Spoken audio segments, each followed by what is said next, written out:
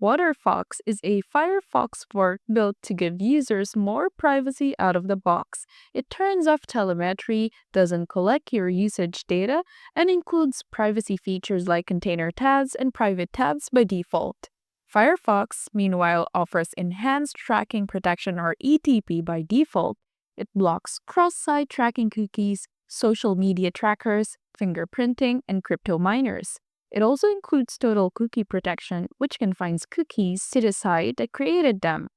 On Reddit, users often say Waterfox feels cleaner and more private. Waterfox is great, much safer than Safari. Been using it for some time now. Others say Firefox wins in compatibility and constant updates. Waterfox gives you more control and privacy by default, but sometimes at cost of newer web features or media compatibility.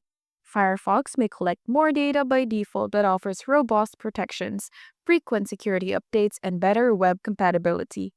If you care most about privacy with minimal configuration, Waterfox is strong. If you want a browser that balances privacy, features, and wide compatibility, Firefox is likely the safer choice. Which browser fits you more? Full privacy or full compatibility?